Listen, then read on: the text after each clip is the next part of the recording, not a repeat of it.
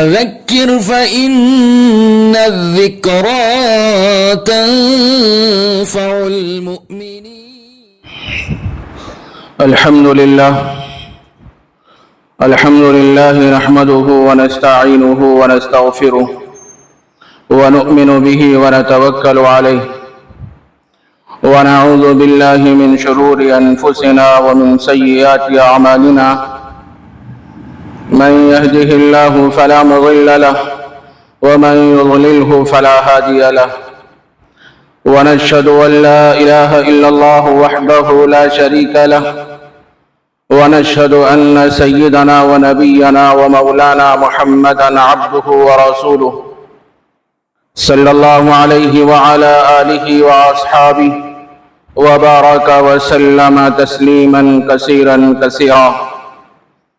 أما بعد، فأعوذ بالله من الشيطان الرجيم. بسم الله الرحمن الرحيم.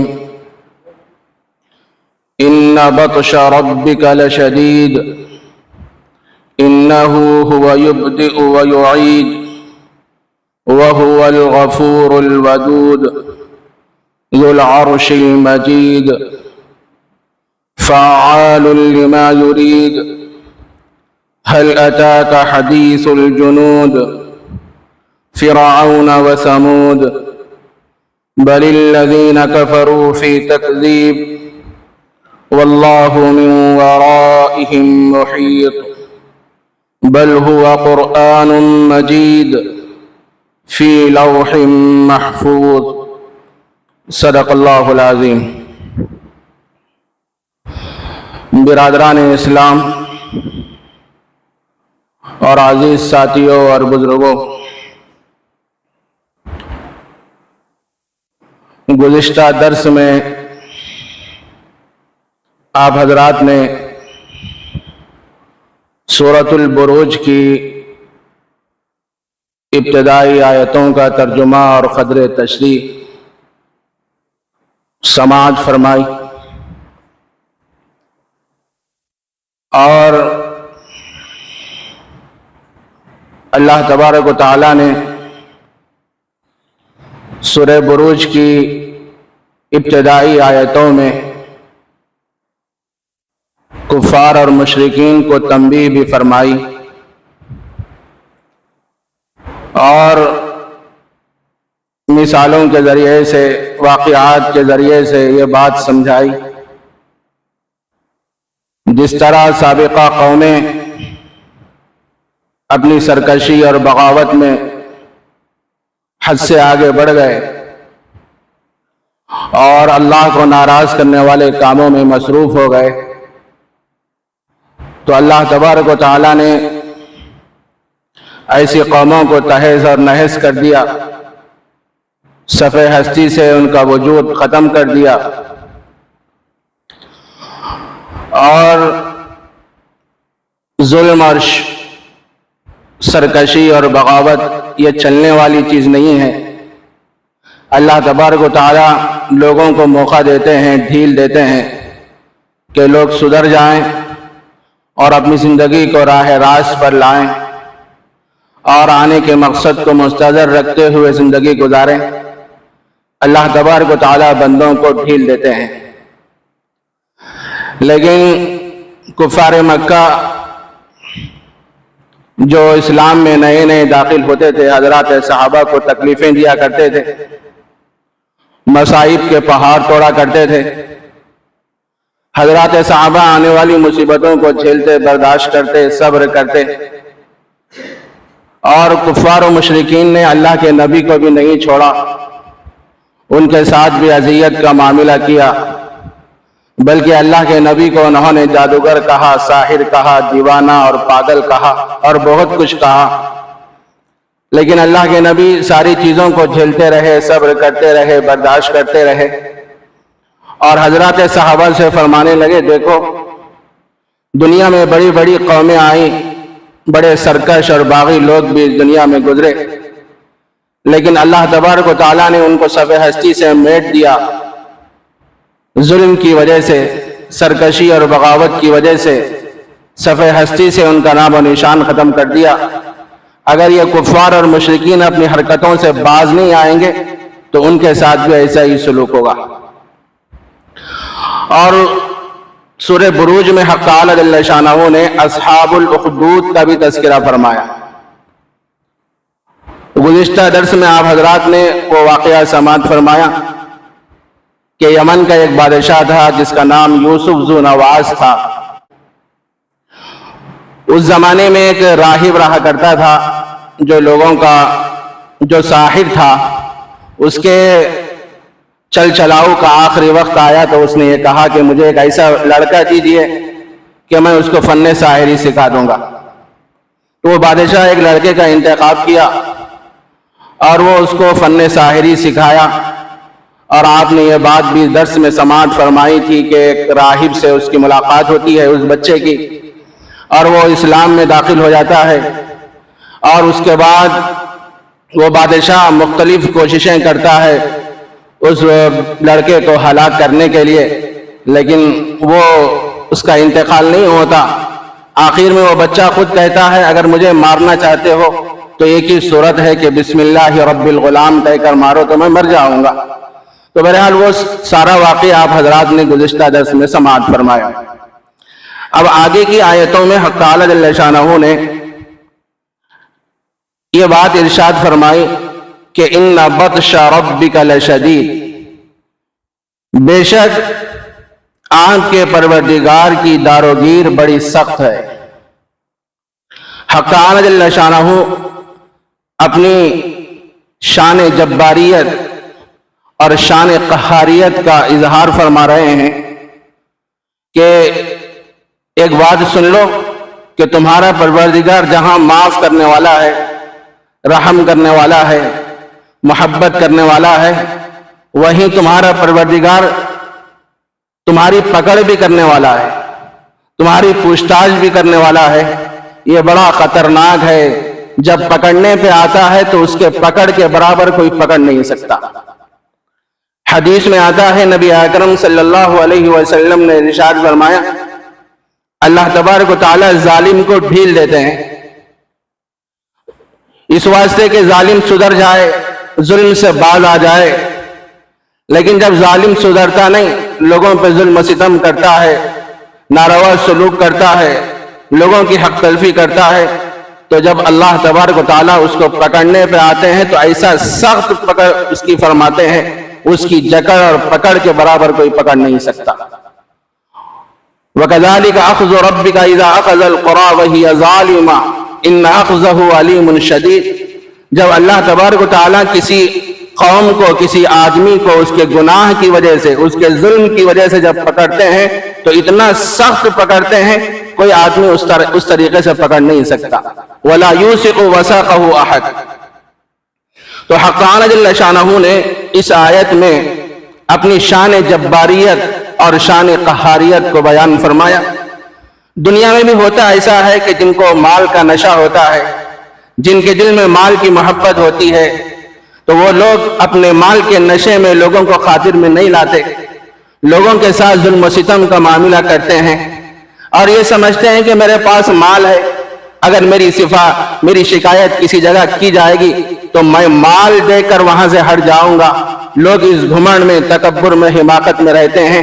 میرے عزیز دوستو بزرگوں، ہو سکتا ہے تھوڑے دن تم اپنے مال کی بنیاد پر کیا ہے لوگوں سے نکل جاؤ گے، تمہارا معاملہ صاف اور شفاف ہو جائے گا دنیا میں پیسے کھلانے کی وجہ سے، لیکن ایک بات یاد رکھنا ہے کہ اللہ تبارک و تعالیٰ بڑے باریک بھی ہیں، وہ بینا ہیں، وہ سارے لوگوں کے احوال کو جانتے ہیں۔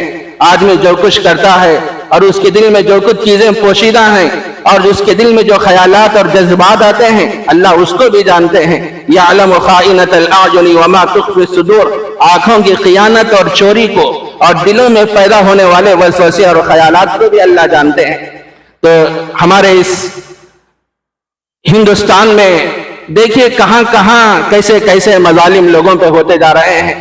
ظالم اور جابر حکومتیں یہ سمجھتی ہیں کہ ہمارا کوئی بگاڑ نہیں سکتا، ہمارا کوئی کچھ نہیں کر سکتا۔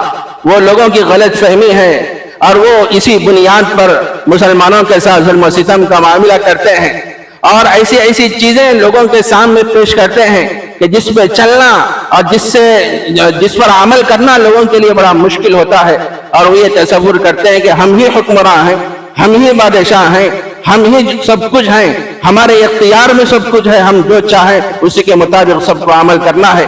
لیکن ان کو یہ بات یاد نہیں رہتی، اس کائنات کو بنانے والا ایک خالق ہے، ایک مالک ہے، ایک حاکم اور ایک رب اور ایک معبود ہے، جو ہمارا پالنہار ہے، سب کا پالنہار ہے، اور ساری کائنات کو اس نے وجود بخشا ہے۔ وہ زبردست غلبے والا ہے، وہ تنہا ہے، وحدہ لا شریک لہ ہے۔ ان اللہ علی کل شیء قدیر فعال لما یرید، جو چاہے وہ کر سکتا ہے۔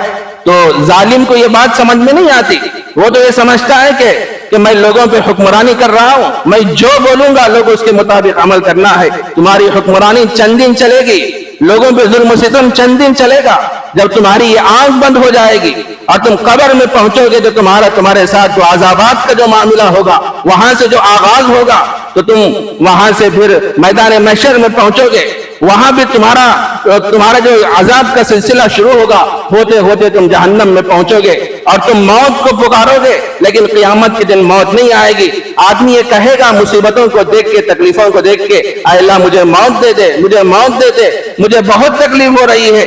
حق تعالی جل شانہ اس کو موت نہیں دیں گے، اس پر مسلسل عذابات، مصیبتیں اور تکالیف اس کے اوپر آتی رہیں گی۔ تو آدمی کو ہمیشہ اللہ سے ڈرتے ہوئے زندگی گزارنا چاہیے۔ اللہ تبارک و تعالیٰ جب پکڑنے پہ آتے ہیں تو بڑی سخت پکڑ فرماتے ہیں۔ حق تعالیٰ جل شانہ نے یہی بات ارشاد فرمائی، آپ کے رب کی دار و گیر بڑی سخت ہے۔ کفار اور مشرکین کو تنبیہ کر رہے ہیں، باز آ جاؤ اپنی حرکت سے، مسلمانوں کو تکلیف مت دو۔ اگر تم ایسا نہیں کرو گے، باز نہیں آؤ گے، تو یہ یاد رکھنا آخرت کا دن آنے والا ہے، وہ بڑا سخت اور خطرناک دن ہے۔ اللہ تبارک و تعالیٰ تمہارا انتقام لینے والا ہے۔ اِنَّهُ هُوَ يُبْدِئُ وَيُعِيدُ، بے شک وہ پہلی بار بھی پیدا کرتا ہے اور دوبارہ پیدا کرے گا۔ کفار اور مشرکین تو یہ سمجھتے ہیں بھائی، جب ان کے سامنے یہ کہا جاتا ہے کہ ظلم مت کرو، لوگوں کی حق تلفی مت کرو، لوگوں کو مت ستاؤ، تو ان کے ذہن میں ایک چیز ہوتی ہے، بھائی یہ جو کچھ دنیا ہے بس دنیا ہی میں کر لینا، مار لینا، اور جو کچھ کرنا ہے ستا لینا، اسی دنیا میں کر لینا ہے، عیش اڑانا دنیا میں رہتے ہوئے۔ مر جائیں گے، مٹی ہو جائیں گے، تو پھر دوبارہ ہم کو اٹھایا نہیں جائے گا، دوبارہ اٹھایا نہیں جائے گا۔ یہ ان کی غلط فہمی ہے۔ حق تعالیٰ جل شانہ فرماتے ہیں، بے شک اللہ تبارک و تعالیٰ پہلی بار بھی پیدا کرتا ہے، دوبارہ بھی پیدا کرے گا۔ ایک وقت تو ایسا تھا کہ ہم مذکور ہی نہیں تھے، لیکن اللہ کے علم میں ثابت تھے، معلوم اللہ جسے کہتے ہیں۔ هل اتى على الانسان حين من الدهر لم يكن شيئا مذکورا، انسان پر ایک وقت ایسا آیا کہ اس کا ذکر ہی نہیں تھا، لیکن اللہ تبارک و تعالیٰ نے بغیر کسی سہارے، بغیر کسی مدد کے، امر کن سے اللہ تبارک و تعالیٰ نے کائنات کو اور انسانوں کو وجود بخشا۔ اور اللہ تبارک و تعالیٰ نے انسان کو بڑا ہی حسین اور خوبصورت بنایا، اور خوبصورت سانچے میں اللہ نے انسان کو پیدا فرمایا۔ لقد خلقنا الانسان فی احسن تقویم، ہم نے انسان کو بہترین سانچے میں پیدا فرمایا۔ تو اللہ تبارک و تعالیٰ پہلی بار بھی پیدا کرتا ہے اور دوبارہ پیدا کرے گا۔ ارے وہ اللہ جب بغیر کسی سانچے مدد کے جب پہلی بار پیدا کر سکتا ہے تو کیا وہ دوبارہ نہیں پیدا کرے گا؟ اس پر وہ قادر نہیں ہے؟ بالکل قادر ہے۔ قرآن مجید میں اللہ تبارک و تعالیٰ نے ارشاد فرمایا، اَيَحْسَبُ الْإِنسَانُ أَن يُتْرَكَ سُدًى، کیا انسان یہ سوچتا ہے، یہ گمان کرتا ہے کہ اس کو یوں ہی چھوڑ دیا جائے گا؟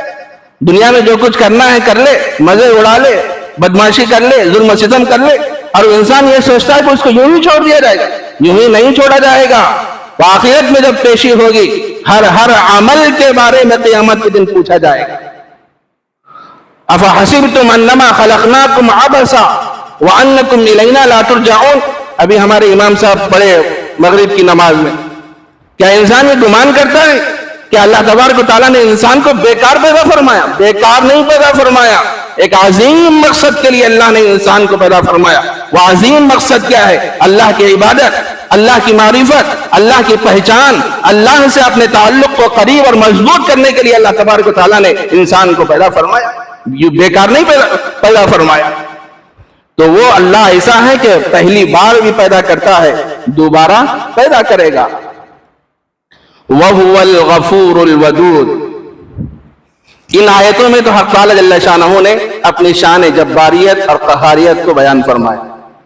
آگے کی جو آیت ہے وَهُوَ الْغَفُورُ الْوَدُودُ، وہ اللہ ایسا ہے جو بڑا بخشنے والا اور بڑی محبت کرنے والا ہے۔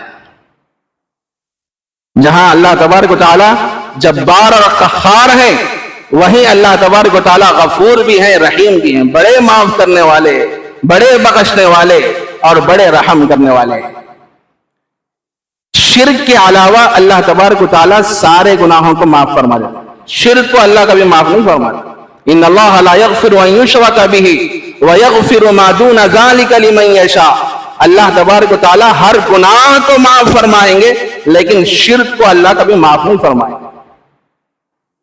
اور انسان ہے، انسان ہونے کے ناطے لغزش ہو جاتی ہے، قدم پھسل جاتا ہے، کوئی گناہ ہو جاتا ہے، کوئی غلطی ہو جاتی ہے، تو انسان غلطی کے ہو جانے کے بعد فوراً نادم ہو جائے اور اللہ کے دربار میں صدق دلی کے ساتھ 2 قطرے آنسوؤں کے ٹپکائے گا اور پھر یہ عزم کرے گا کہ میں آئندہ پھر اس گناہ کا ارتکاب نہیں کروں گا، تو اللہ تبارک و تعالیٰ اس بندے کے گناہوں کو معاف کرنے والے ہیں، غفور ہیں، بخشنے والے ہیں، اور کیا ہے الودود، بڑی محبت کرنے والے بھی ہیں۔ غلطی ہو جائے، توبہ جب آدمی کر لیتا ہے تو اللہ اس کی توبہ کو بھی قبول فرماتے ہیں، بخشتے بھی ہیں۔ حدیث میں آتا ہے نبی اکرم صلی اللہ علیہ وسلم نے ارشاد فرمایا کل بنی آدم خطاؤن وخیر الخطائین التوابون۔ ہر آدم کا بیٹا خطا کار اور گنہگار ہے، اور گنہگاروں میں سب سے بہترین لوگ وہ ہیں جو گناہ ہونے کے بعد فوراً توبہ کر لے، غلطی ہو جائے فوراً توبہ کر لے۔ علماء کرام نے لکھا ہے گناہ کی مثال بچھو کے مانند ہے۔ بچھو چھوٹا ہو یا بڑا، کوئی اس کے قریب جاتا، قریب دیکھے تو ڈر جاتا، ارے بچھو ہے بول کے قریب نہیں جاتا، اور کوئی آدمی اس کو پکڑتا بھی نہیں، کہیں اس واسطے کہ اگر اس کو پکڑیں گے ان کاٹے گا تو اس کے اندر ایک زہر ہوتا ہے، وہ زہر میرے ہاتھ میں سرایت کر جائے گا، کوئی آدمی اس کو پکڑنا بھی گوارا نہیں کرتا، اس کے قریب بھی نہیں جاتا، اس سے آدمی کو ایک خوف محسوس ہوتا ہے۔ اسی طرح گناہ کی مثال ہے، جب گناہ کا خیال دل میں پیدا ہو جائے، وسوسہ آ جائے، آدمی اس گناہ کا ارتکاب نہ کرے، فوراً گناہ سے دور ہو جائے۔ بعض علماء نے بیان فرمایا گناہ کی مثال انگارے کے مانند ہے، شعلے کے مانند ہے۔ شعلہ چاہے چھوٹا ہو یا بڑا، ہاتھ لگائے تو ہاتھ جل جاتا۔ اسی طرح گناہ کی مثال ہے، جب آدمی گناہوں کی وادی میں قدم رکھتا ہے تو اللہ تبارک و تعالیٰ اس بندے سے ناراض رہتے ہیں۔ جب آدمی توبہ کر لیتا ہے تو اللہ تبارک و تعالیٰ اس بندے کو پسند فرماتے ہیں۔ ان اللہ یحب التوابین ویحب المتطہرین۔ اللہ تبارک و تعالیٰ توبہ کرنے والے بندوں کو بہت پسند فرماتے ہیں، بہت پسند۔ اور جو آدمی صدق دلی کے ساتھ توبہ کرتا ہے، حق تعالی جل شانہ اس بندے کو 4 انعامات سے سرفراز فرماتے ہیں۔ پہلا انعام کیا ہے؟ پہلا انعام تو یہ ہے جو بندہ گناہوں سے توبہ کرتا ہے تو وہ بندہ اللہ کا دوست بن جاتا ہے۔ التائب حبیب اللہ، گناہوں سے توبہ کرنے والا یہ اللہ کا دوست ہوتا ہے، دوست، پہلا انعام۔ دوسرا انعام یہ ہے جو آدمی گناہوں سے توبہ کرتا ہے وہ ایسا ہے کہ اس نے کوئی گناہ کیا ہی نہیں۔ التائب من الذنب کمن لا ذنب لہ، گناہوں سے توبہ کرنے والا ایسا ہے کہ اس نے کوئی گناہ کیا ہی نہیں، یہ دوسرا انعام۔ تیسرا انعام یہ ہے جب بندہ توبہ کرتا ہے اللہ تبارک و تعالیٰ اس بندے کے دوست بن جاتے ہیں، اس کے ولی بن جاتے ہیں۔ وَهُوَ يَتَوَلَّى الصَّالِحِينَ، نیک لوگوں کے اللہ دوست بن جاتے ہیں۔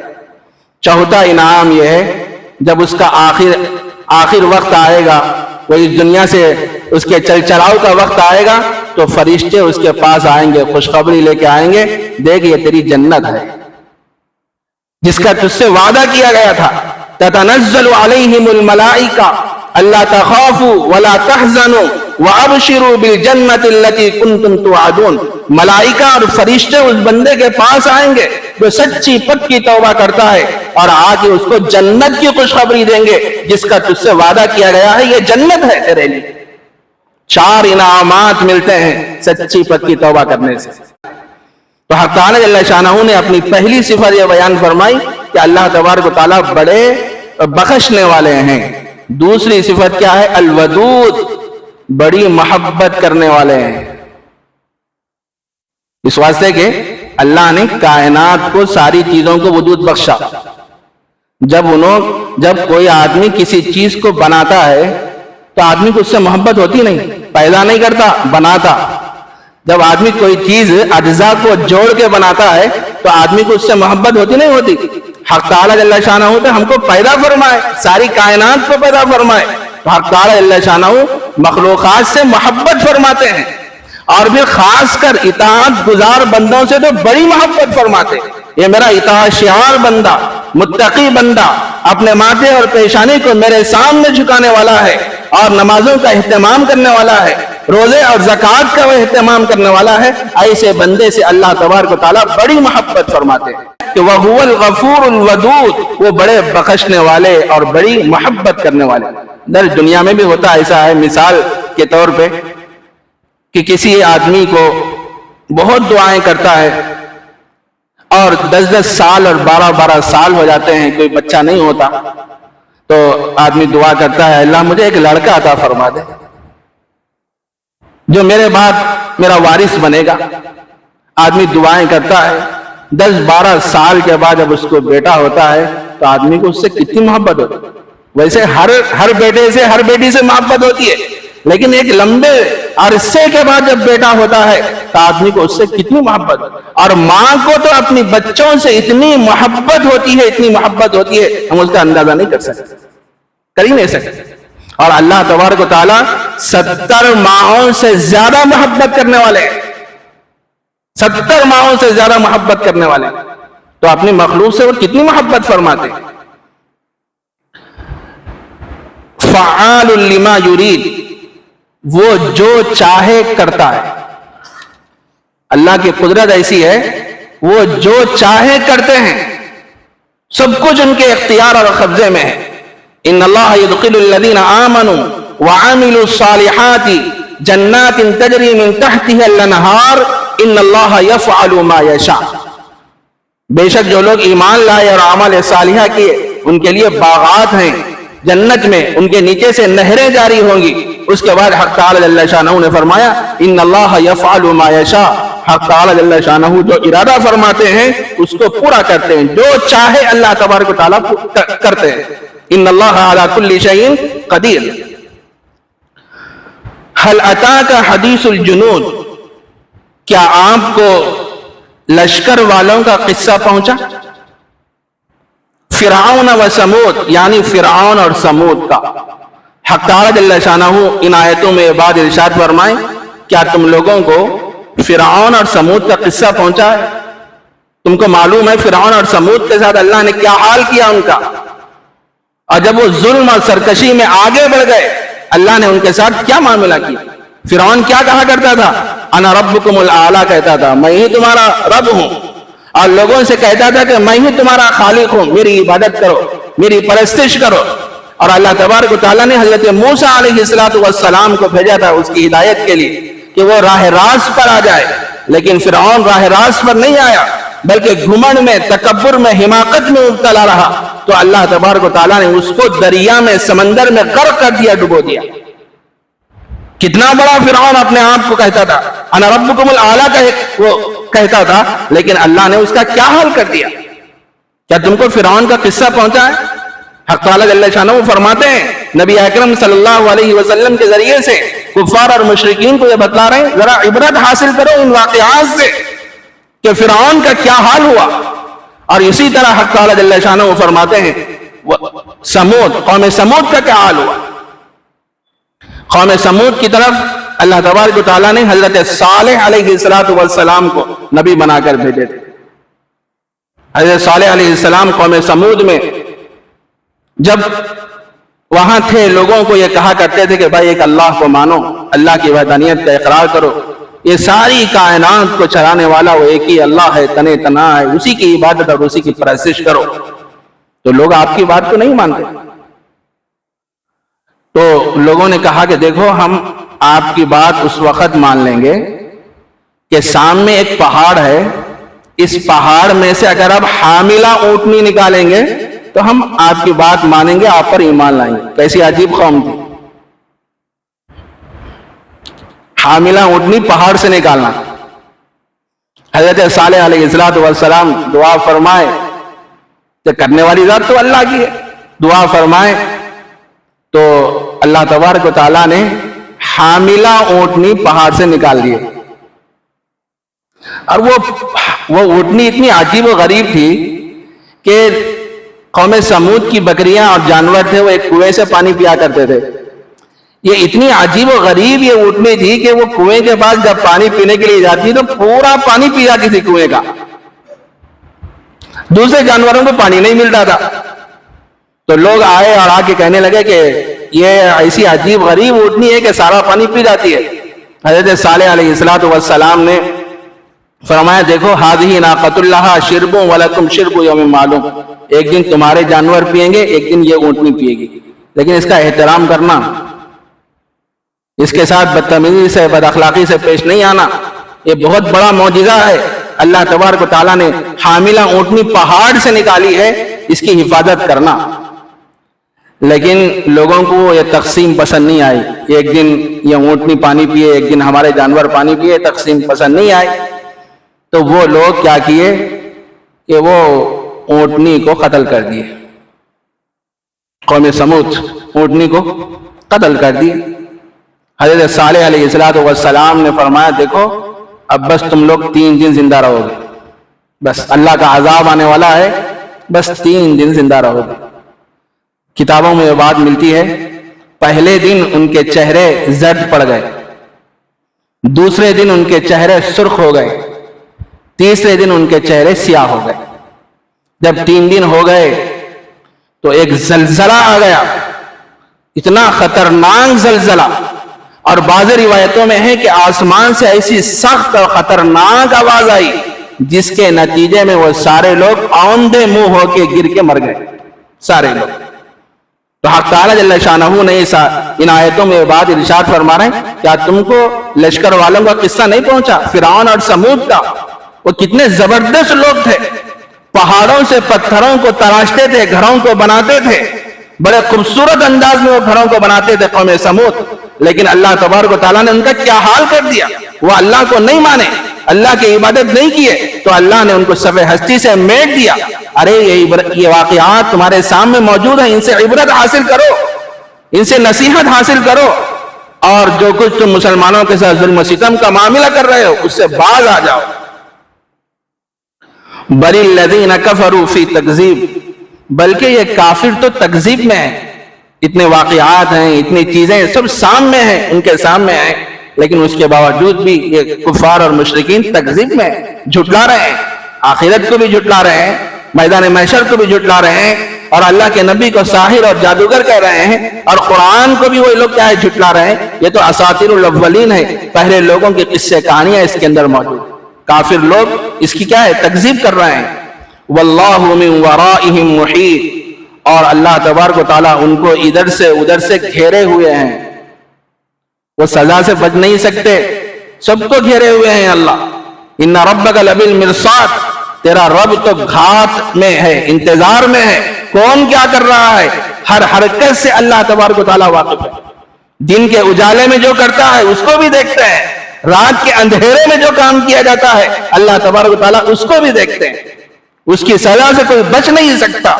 اللہ تبارک و تعالیٰ ادھر سے ادھر سے گھیرے ہوئے ہیں۔ بل ہوا قرآن مجید، بلکہ وہ عظمت والا قرآن ہے، وہ ایک مقدس قرآن ہے، فی لوح محفوظ، جو لوح محفوظ میں ہے، جو لوح محفوظ میں ہے۔ یہ کفار اور مشرکین جو قرآن کی تکذیب کرتے ہیں قرآن کو اساطیر الاولین کہتے ہیں اور نبی اکرم صلی اللہ علیہ وسلم کو جھٹلاتے ہیں، تو حق تعالی جل شانہ فرماتے ہیں اے لوگو اچھی طریقے سے سن لو، یہ بڑا مقدس کلام ہے، عظمت والا یہ قرآن ہے، یہ ایسا کلام ہے کہ اللہ تبارک و تعالیٰ نے سیدنا حضرت محمد الرسول اللہ صلی اللہ علیہ وسلم کے قلب اطہر پر نازل فرمایا، اور اسی کے ذریعے سے اللہ تبارک و تعالیٰ بہت سے لوگوں کو اونچا مقام عطا فرماتے ہیں، اور اسی کے ذریعے سے اللہ تبارک و تعالیٰ بہت سے لوگوں کو ذلیل اور رسوا کرتے ہیں۔ ان اللہ یرفع بهذا الكتاب اقواما ويضع به آخرین، کہ حق تعالیٰ جل شانہ اسی کتاب کے ذریعے سے بہت سے لوگوں کے رتبے کو اونچا کرتے ہیں، اور اسی کتاب کے ذریعے سے بہت سے لوگوں کو ذلیل اور رسوا کرتے ہیں۔ میرے بھائی، یہ قرآن منزل من اللہ ہے، اس کو پڑھیں، اس کے تقاضوں پہ عمل کریں اور اس کے فرامین کے مطابق اپنی زندگی کو بسر کریں۔ ایک بہت ہی عظمت والا یہ قرآن ہے، وہ کس میں ہے؟ فی لوح محفوظ، یہ لوح محفوظ میں ہے۔ لوح محفوظ کس کو کہتے ہیں؟ لوح محفوظ ایک کتاب ہے جس میں تمام مخلوقات کی تقدیریں اس کے اندر لکھی گئی ہیں، تقدیریں اس کے اندر لکھی گئی ہیں۔ یہ ام الکتاب ہے۔ حضرت انس رضی اللہ تعالیٰ عنہ بیان فرماتے ہیں کہ لوح محفوظ حضرت اسرافیل علیہ السلام کی پیشانی پہ ہے، پیشانی پہ ہے۔ اور جو کچھ ہوا ہے، جو کچھ ہوگا اور جو کچھ ہو رہا ہے، وہ سب کچھ لوح محفوظ کے اندر لکھا گیا ہے، سب محفوظ ہے۔ اور یہ بھی بیان فرمایا گیا ہے کہ حضرت اسرافیل علیہ السلام کی دونوں آنکھوں کے سامنے وہ لوح محفوظ ہے، لوح محفوظ۔ اور حضرت اسرافیل علیہ السلام کو اس کو دیکھنے کی بھی اجازت نہیں ہے، جب تک اللہ اجازت نہ دے اس وقت تک اس کو دیکھ نہیں سکتے۔ ایسی کتاب ہے وہ، اور اس کے اندر تغیر اور تبدل کی کوئی گنجائش نہیں ہے، کمی پیشی وہاں نہیں ہو سکتی، اور شیطان کا چل چلا، شیطان بھی وہاں کچھ حملہ نہیں کر سکتا، وہ بالکل محفوظ ہے وہ کتاب۔ حضرت ابن عباس رضی اللہ تعالیٰ عنہ بیان فرماتے ہیں کہ لوح محفوظ ایک سفید موتی کی طرح ہے، سفید موتی کی طرح، اور اس کے جو پٹھے ہیں، بازو ہیں، وہ سرخ یاقوت کی طرح ہیں، یاقوت کی طرح۔ اور یہ بھی بیان فرمایا گیا ہے کہ حق تعالی جل شانہ لوح محفوظ کو دن میں روزانہ 360 مرتبہ دیکھتے ہیں۔ جو لکھا گیا ہے قیامت تک، جو اعمال، جو تقدیریں اس کے اندر لکھی گئی ہیں، حق تعالی جل شانہ دن میں 360 مرتبہ اس کو دیکھتے ہیں، ہر روز اس کو دیکھتے ہیں۔ اور قرآن مجید اسی لوح محفوظ میں ہے، اور حسب منشا، حسب ضرورت اللہ کے نبی علیہ السلام پر تھوڑا تھوڑا نازل کیا گیا لوح محفوظ سے۔ تو حق تعالی جل شانہ وہی بات بیان فرمائے، بلکہ وہ ایک عظمت والا قرآن ہے جو کیا ہے؟ لوح محفوظ میں ہے۔ محفوظ یہ لوح کی صفت ہے۔ لوح ایک کتاب، ایک تختی جس کو کہتے ہیں، اس کے اندر ساری چیزیں لکھی ہوئی ہیں، ساری تقدیریں اس کے اندر ہیں، اور اس کے اندر رد و بدل کی کوئی گنجائش نہیں، کمی پیشی کا کوئی امکان نہیں۔ اور یہ بھی لکھا ہے کہ لوح محفوظ کی پیشانی پہ لکھا ہوا ہے کہ اللہ کے سوا کوئی معبود نہیں، اللہ ہی عبادت کے لائق ہیں، وہی پرستش کے لائق ہیں، اور محمد صلی اللہ علیہ وسلم اللہ کے بندے اور اس کے رسول ہیں۔ اور جو کوئی اللہ پر ایمان لائے گا اور اس کے وعدوں کو سچا جانے گا، یقین کرے گا، اور محمد صلی اللہ علیہ وسلم کی تابعداری کرے گا، ان کی اتباع کرے گا، تو حق تعالی جل شانہ اس کو جنت میں داخل فرمائیں گے۔ یہ لوح محفوظ کے اوپر لکھا ہوا ہے۔ اللہ تبارک و تعالیٰ اکیلے ہیں، تنے تنہا، اس کی پیشانی پہ لکھا ہوا ہے اکیلے ہیں، تنے تنہا ہیں، وحدہ لا شریک لہ ہے، وہی عبادت کے لائق ہے۔ یہ سب چیزیں لوح محفوظ کے اوپر لکھی گئی ہیں۔ تو بہرحال یہ سورہ بروج کی بقیہ آیتیں تھیں، اس کا ترجمہ اور قدر تشریح آپ حضرات کے سامنے رکھی گئی ہے۔ ایک مرتبہ پھر ترجمہ سماعت فرمائیے کہ اِنَّ بَطْشَ رَبِّكَ لَشَدِيدٌ، بے شک آپ کے پروردگار کی داروگیر بڑی سخت ہے۔ اِنَّهُ هُوَ يُبْدِئُ وَيُعِيدُ، بے شک وہ پہلی بار بھی پیدا کرتا ہے اور دوبارہ پیدا کرے گا۔ وَهُوَ الْغَفُورُ الْوَدُودُ، اور وہ بڑا بخشنے والا اور بڑی محبت کرنے والا ہے۔ ذُو الْعَرْشِ الْمَجِيدُ، عرش کا مالک عظمت والا ہے۔ حق تعالی جل شانہ عرش کے مالک ہیں اور بڑی عظمت والے ہیں۔ فعال لما یرید، وہ جو چاہیں کر سکتے ہیں۔ حل اتاک حدیث الجنود، کیا آپ کو لشکر والوں کا قصہ پہنچا، یعنی فرعون اور سمود کا۔ بل الذین کفروا فی تکذیب، بلکہ یہ کافر تکذیب میں ہیں۔ واللہ من ورائہم محیط، اور اللہ تبارک و تعالیٰ ان کو ادھر ادھر سے گھیرے ہوئے ہیں۔ بل ہوا قرآن مجید، بلکہ یہ قرآن عظمت والا قرآن ہے۔ فی لوح محفوظ، جو لوح محفوظ میں ہے۔ حق تعالی جل شانہ ہم سب کو ان باتوں پر عمل کی توفیق عطا فرمائے۔ وآخر دعوانا ان الحمد للہ رب العالمین۔